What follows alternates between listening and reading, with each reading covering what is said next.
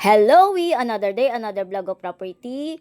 Lot for sale, commercial, 200 square meter. Yan po. I'm here at N. Domingo Avenue, Quezon City.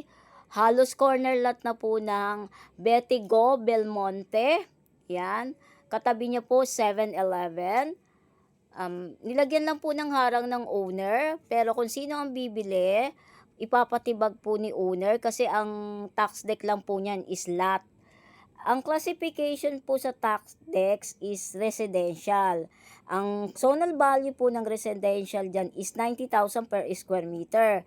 Pero ika-classify na rin po yan ng commercial regular. Ang commercial regular po dyan sa area is 108,000 per square meter. Kasi commercial area na po yan flood free.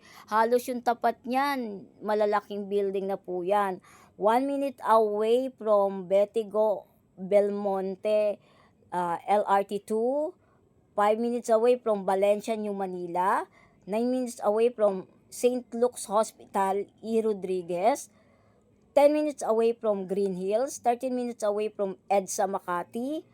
Ang lot orientation niya northwest, frontage 10 meters, regular shape po yung lot niya na, kaya sa mga lahat na naghahanap, paki-PM lang po ako 0933-813-7110.